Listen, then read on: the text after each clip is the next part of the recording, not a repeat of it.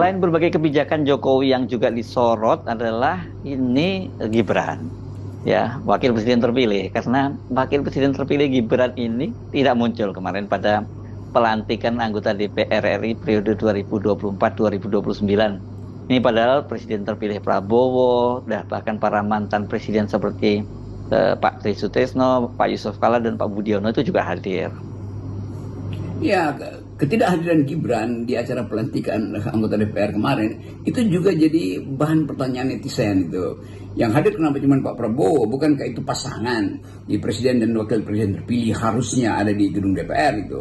Tetapi tidak salah kalau netizen mulai mencurigai atau mulai mengintip ada masalah apa sehingga Gibran tidak hadir di situ. Psikologi mulai bekerja, mencoba melihat apakah ada kecemasan pada Gibran atau ada semacam rekonsolidasi di keluarga Pak Jokowi sehingga menganggap bahwa kehadiran Gibran nanti akan menimbulkan kontroversi baru.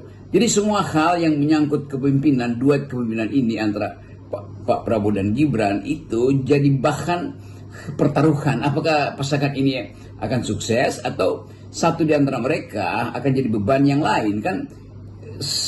Simbolisasi itu yang orang lihat sebagai penanda bahwa ada yang tidak match antara Pak Prabowo dan Gibran tuh.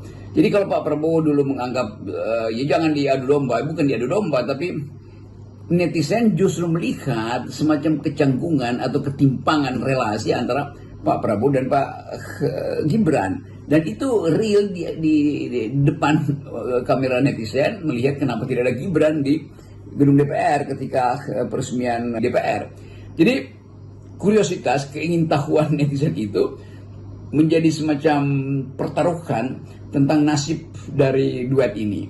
Dan itu yang memungkinkan kita menilai secara lebih jauh bahwa kabinet Pak Prabowo pertama-tama dalam 100 hari harus konsolidasi relasi itu, dan itu mungkin yang dianggap sebagai keunikan Indonesia bahwa setelah dilantik justru terjadi ketegangan politik.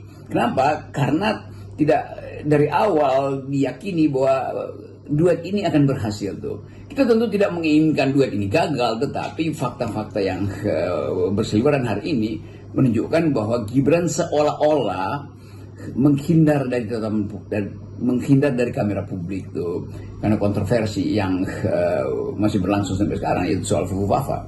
Dan itu pasti berimbas pada pembicaraan di meja makan keluarga Jokowi, kan, bahwa mereka ingin melihat anaknya tampil di publik, tetapi sekaligus merasa bahwa kalau tampil di publik akan terjadi kontroversi lagi.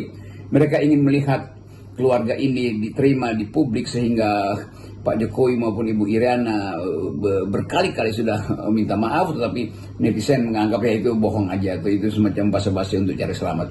Jadi kita ada dalam ketegangan baru, yaitu ketegangan untuk melihat penonton justru yang tegang menonton relasi antara Pak Prabowo dan Pak Gibran yang masih harus tampil ke publik panjang sampai 2009. Jadi itulah sensasi-sensasi yang boleh saya baca ketika netizen mengatakan tidak boleh minta maaf karena maaf itu artinya menghilangkan kriminal atau potensi kriminal dari Pak Jokowi. Bahwa pemerintahan Pak Jokowi masih ingin bertahan itu urusan beliau, tetapi Pak Jokowi juga menyadari bahwa dia tidak mungkin lagi mengeluarkan keputusan-keputusan strategis karena tinggal beberapa hari akan diambil alih kekuasaannya atau diserahkan pada Presiden baru Pak Prabowo.